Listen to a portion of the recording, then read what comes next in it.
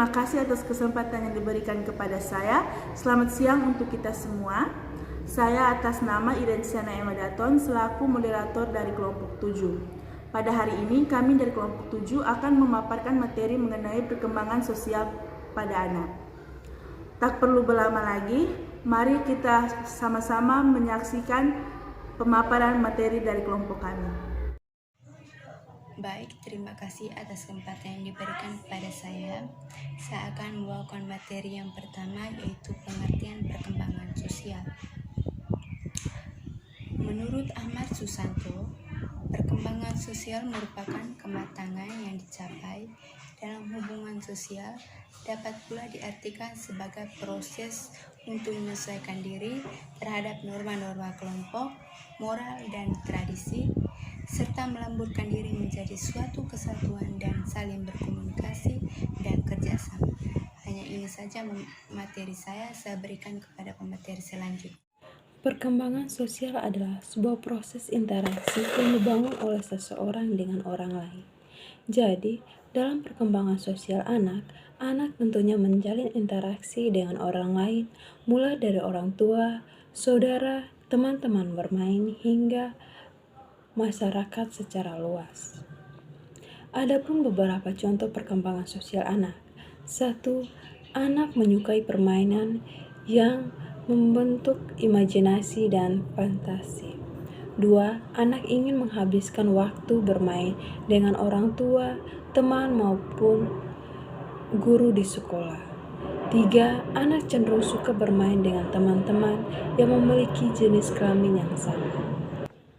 Hal ini tentunya merupakan bagian dari sifat-sifat perkembangan sosial anak pada lingkungan sosial anak. Jadi baik, terima kasih atas waktu dan kesempatan yang dipercayakan kepada saya. Sebelum itu, perkenalkan, nama saya Darisio dengan NIM 21011-870. Di sini saya akan membawakan materi yang berikut, yaitu B, bentuk-bentuk tingkah laku sosial. Yang pertama, pembangkangan atau negativisme, yaitu reaksi terhadap tuntutan orang tua atau lingkungan yang tidak sesuai. Yang kedua, agresi atau agresion, yaitu perilaku menyerang balik secara fisik atau kata-kata, seperti marah, mencubit, menendang, dan menggigit. Yang ketiga, berselisih atau clashing. Hal ini dapat terjadi apabila anak tersinggung atau terganggu dengan perilaku anak lain. Yang keempat, menggoda atau teasing. Serangan mental terhadap anak lain dalam bentuk verbal atau ejekan. Yang kelima, persaingan atau rivalry, yaitu keinginan untuk melebihi orang lain yang dimana didorong atau dipanas-panasi oleh orang lain. Yang keenam, kerjasama atau komprasion, yaitu salah satu contoh sederhana adalah belajar berkelompok. Maka di situ anak dapat membantu anak lain dengan mengembangkan sikap kerjasama. Yang ketujuh, tingkah laku. Tingkah laku berkuasa atau ascendant behavior, yaitu tingkah laku menguasai situasi sosial yang dimana anak bersikap seperti bos. Yang kedelapan, mementingkan diri sendiri atau selfishness, yaitu anak-anak akan menyukai hal-hal yang menguntungkan dirinya, yaitu sikap egosentrik dalam memenuhi keinginannya sendiri. Yang kesembilan, simpati, yaitu sikap emosional yang mendorong individu untuk menaruh perhatian terhadap orang lain. Mungkin materi yang saya bawakan sampai sini. Waktu dan kesempatan selanjutnya saya berikan kepada pemateri selanjutnya. Terima kasih. Baik, terima kasih atas waktu dan kesempatan yang diberikan kepada saya. Perkenalkan, nama saya Agnes Faot dengan NIM 210111801. Di sini saya akan membawakan materi tentang teori perkembangan psikososial. Menurut Erikson, pada tanggal 15 Juni 1902 sampai dengan 12 Mei 1994, teori perkembangan psikososial berkaitan dengan prinsip-prinsip perkembangan psikologi dan sosial. Menurut Erikson, ada 8 tahap perkembangan psikososial. Yang pertama, percaya versus tidak percaya pada kelahiran sampai dengan 18 bulan, yaitu yang pertama, pada tahap ini seorang anak akan mulai belajar untuk beradaptasi dengan sekitarnya. Yang kedua, hal pertama yang akan dipelajari oleh seorang anak adalah rasa percaya, yaitu percaya pada orang yang berada di sekitarnya. Yang ketiga, kegagalan mengembangkan rasa percaya menyebabkan bayi akan merasa takut dan yakin bahwa lingkungan tidak akan memberikan kenyamanan bagi bayi tersebut, sehingga bayi tersebut akan selalu curiga pada orang lain. Yang kedua, kemandirian versus keraguan pada 18 bulan sampai dengan 3 tahun. Ini ada 3, yaitu yang pertama, pada tahap ini anak cenderung aktif dalam segala hal, sehingga orang tua dianjurkan untuk tidak terlalu membatasi ruang gerak serta kemandirian anak. Yang kedua, pada tahap ini anak sudah memiliki kemampuan untuk melakukan beberapa kegiatan secara mandiri seperti makan, berjalan, atau memakai sandal. Yang ketiga, pembatasan ruang gerak pada anak dapat menyebabkan anak akan mudah menyerah dan tidak dapat melakukan segala sesuatu tanpa bantuan orang lain. Yang kedua, inisiatif versus rasa bersalah. Itu pada usia 3 tahun sampai 6 tahun. Yang pertama, pada usia-usia ini anak sudah mulai memiliki inisiatif dalam melakukan suatu tindakan, misalnya berlari, bermain, melompat, dan melempar. Yang kedua, kecakapan tersebut dia terdorong melakukan beberapa kegiatan tentu yang sepaham. Namun, jika dia mengalami kegagalan, maka akan muncul rasa ketersaingan dan jarak dalam berinteraksi dengan orang. Yang berikut, generatif versus stagnasi. Itu terjadi pada kurang lebih 40 tahun sampai 65 tahun. Terdapat 2 tahap, yaitu generativitas adalah hal terpenting dalam membangun dan membimbing generasi berikutnya. Biasanya orang yang telah mencapai fase generativitas melaluinya dengan membesarkan anak-anaknya sendiri. Yang kedua, krisis tahap ini juga dapat berhasil dilalui dengan melewati beberapa bentuk-bentuk lain dari produktivitas dan kreativitas, seperti mengajar. Selama tahap ini, orang harus bertumbuh. Jika mereka yang tidak mampu atau tidak mau memikul tanggung jawab ini, maka mereka akan menjadi stagnan atau egois. Yang berikut, kurang lebih 65 ke atas, yaitu integritas versus keputusan. Ada 2 tahap, yaitu tahap yang pertama, seseorang yang berada pada fase ini akan melihat kembali flashback kehidupan yang telah mereka jalani dan berusaha untuk menyelesaikan permasalahan yang sebelumnya belum terselesaikan. Yang kedua, penerimaan terhadap prestasi, kegagalan, dan keterbatasan adalah hal utama yang membawa dalam sebuah kesadaran bahwa hidup seseorang adalah tanggung jawabnya sendiri. Baik, terima kasih atas waktu dan kesempatannya. Berikut saya berikan kepada teman lain. Terima kasih. Namun, karena kemampuan anak tersebut masih terbatas, ada kalanya dia mengalami kegagalan. Kegagalan tersebut menyebabkan dia memiliki perasaan bersalah. Peran orang tua untuk membimbing dan memotivasi anak sangat dibutuhkan ketika anak mengalami kegagalan. Yang berikut adalah ketekunan versus rasa rendah diri. Itu terjadi pada umur 6 tahun sampai dengan 12 tahun. Itu ada 3 tahap, yaitu yang pertama, pada tahap ini anak sudah memasuki usia sekolah, kemampuan akademiknya mulai berkembang. Selain itu, kemampuan sosial anak untuk berinteraksi di luar anggota keluarganya juga mulai berkembang. Yang kedua, kegagalan untuk memperoleh prestasi-prestasi penting menyebabkan anak untuk menciptakan citra diri yang negatif. Hal ini dapat membawa kepada perasaan rendah diri yang dapat menghambat pembelajaran di masa depan. Yang ketiga, pada tahap ini, anak juga akan membandingkan dirinya dengan teman-temannya. Yang berikut adalah identitas versus kekacauan identitas pada umur 12 tahun sampai dengan 18 tahun. Ini terjadi pada tahap 1, yaitu pada tahap ini anak sudah memasuki usia remaja dan mulai mencari jati dirinya sendiri.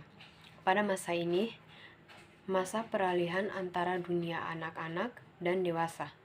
Secara biologis, anak pada tahap ini sudah mulai memasuki tahap dewasa, namun secara psikis, usia remaja masih belum bisa diberi tanggung jawab yang seberat layaknya orang dewasa. Yang berikut, keintiman versus isolasi. Ini terjadi pada kurang lebih 18 tahun sampai dengan 40 tahun. Ada 2 tahap. Yang pertama, pada tahap ini seorang sudah mengetahui jati diri mereka dan akan menjadi apa mereka nantinya. Jika pada masa sebelumnya, individu memiliki ikatan yang kuat dengan kelompok sebaya. Namun pada masa ini, ikatan kelompok sudah mulai longgar. Yang kedua, pada fase ini seseorang sudah memiliki komitmen untuk menjalin suatu hubungan dengan orang lain. Dia sudah mulai selektif untuk membina hubungan. Terima kasih atas waktu dan kesempatan yang diberikan kepada saya. Saya atas nama Noviana Suratpati dengan NIM 2101180052. Di sini saya akan melanjutkan materi yang berikut tentang faktor-faktor yang mempengaruhi perkembangan sosial pada anak. Terdapat banyak faktor yang mempengaruhi perkembangan sosial pada anak. Faktor-faktor itu bisa berasal dari kematangan sosial diri anak sendiri, faktor keluarga, lingkungan, ekonomi, pendidikan, dan pengalaman anak, dan lain sebagainya. Adapun faktor-faktor yang mempengaruhi perkembangan sosial yaitu yang pertama, faktor hereditas. Faktor ini merupakan karakteristik bawaan yang diturunkan dari orang tua kepada anaknya. Pembawaan yang telah ada sejak lahir yang menentukan perkembangan anak selanjutnya serta perkembangan sosial dalam diri anak. Yang kedua, faktor keluarga. Keluarga merupakan lingkungan pertama yang memberikan pengaruh terhadap berbagai aspek perkembangan anak, termasuk perkembangan sosial pada diri anak. Kondisi dan tata cara kehidupan di dalam keluarga merupakan suatu hal yang sangat penting bagi perkembangan sosial anak. Pendidikan yang diberikan dari keluarga atau dari orang tuanya sangat penting untuk mengembangkan kepribadian anak, pola pergaulan anak, etikanya saat berinteraksi dengan orang tua, dan kemampuan sosial anak dalam hal-hal lainnya. Yang ketiga, lingkungan masyarakat. Lingkungan masyarakat di sini berupa lingkungan di mana anak tinggal. Budaya dan kebiasaan pada suatu masyarakat dapat juga mempengaruhi perkembangan sosial anak serta pola interaksi di dalam lingkungan masyarakat tersebut. Yang keempat, lingkungan sekolah. Pendidikan merupakan salah satu hal yang sangat penting dalam mempengaruhi perkembangan pada anak, termaksud perkembangan sosialnya. Sekolah merupakan lingkungan kedua bagi anak setelah keluarga. Di sekolah, anak akan berinteraksi dengan guru dan teman-temannya. Hal ini dapat mempengaruhi perkembangan sosial pada anak dengan berinteraksi tersebut, serta pola asuh yang diberikan dari guru juga dapat mempengaruhi perkembangan sosial dalam diri anak. Yang kelima, status sosial ekonomi. Perkembangan sosial pada anak juga dipengaruhi oleh kondisi sosial ekonomi keluarga dalam masyarakat. Jika seorang anak yang perkembangan sosialnya memprihatinkan dan terlihat kurang baik, hal itu dipengaruhi oleh status sosial ekonominya yang tidak memungkinkan untuk perkembangan sosial anak. Yang kelima, kematangan pribadi dalam diri anak. Untuk dapat bersosialisasi. Terima kasih atas waktu dan kesempatan yang diberikan kepada saya. Perkenalkan, nama saya Lidiana Bako dengan NIM 2101180039. Saya akan melanjutkan materi tentang perkembangan sosial pada anak, terkhususnya pada aspek perkembangan sosial pada anak dan ciri-ciri perkembangan sosial pada anak usia dini menurut para ahli. Nah, aspek perkembangan sosial pada anak usia dini dibagi menjadi dua aspek penting, yaitu aspek kompetensi sosial dan aspek tanggung jawab sosial. Aspek kompetensi sosial adalah kemampuan anak untuk beradaptasi dengan lingkungannya secara efektif. Sedangkan aspek tanggung jawab sosial adalah kemampuan anak untuk menjalankan tugas-tugasnya dengan penuh tanggung jawab pada lingkungan atau keberadaan anak pada lingkungannya. Yang berikutnya adalah ciri-ciri perkembangan sosial pada anak usia dini menurut para ahli. Yang pertama, anak cenderung lebih percaya kepada teman sebaya. Yang kedua, anak cenderung lebih berpartisipasi dalam pekerjaan orang dewasa. Yang ketiga, anak cenderung lebih bisa memahami jika bekerja sama dalam suatu kelompok. Yang berikut, anak menunjukkan rasa setia kawan yang tinggi terhadap teman-teman sebayanya kepada teman sebaya. Yang kedua, anak cenderung lebih berpartisipasi dalam pekerjaan orang dewasa. Yang ketiga, anak cenderung lebih bisa memahami jika bekerja sama dalam suatu kelompok.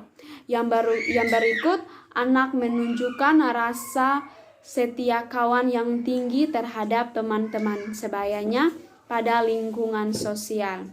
Demikian pemaparan materi dari saya. Terima kasih dan semoga bermanfaat.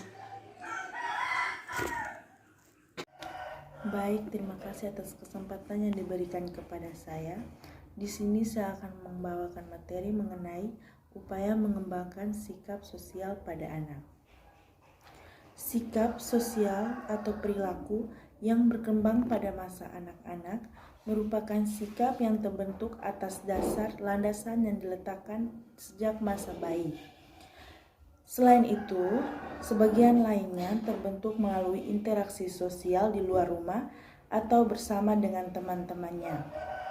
Sebagai seorang calon guru, kita perlu mengupayakan dan mengajarkan pada anak didik kita mengenai sikap sosial yang harus mereka miliki. Berikut saya akan menjabarkan beberapa upaya mengembangkan sikap sosial pada anak. Yang pertama, selalu membiasakan anak untuk selalu mengucapkan terima kasih. Setiap kali mendapat kebaikan dari temannya, orang tua, ataupun orang lain. Yang kedua, membiasakan anak untuk memiliki sikap murah hati. Misalnya, memberi atau berbagi sesuatu dengan teman lain yang membutuhkan. Yang ketiga, mengajarkan pada anak bahwa manusia adalah makhluk sosial yang saling bergantungan satu sama lain dalam hal bantuan, perhatian, dan kasih sayang. Yang keempat, mengajarkan pada anak untuk menirukan hal yang baik dan tidak memperhatikan hal yang buruk. Misalnya, tidak mengizinkan anak untuk menonton adegan perkelahian di televisi. Dengan menonton, anak bisa menirukan apa saja yang ia lihat di dalam adegan film tersebut. Yang kelima, mengajarkan pada anak untuk selalu bersikap ramah kepada siapapun. Dengan demikian, anak bisa dengan mudah diterima di dalam lingkungan sosialnya. Sekian dari saya, terima kasih.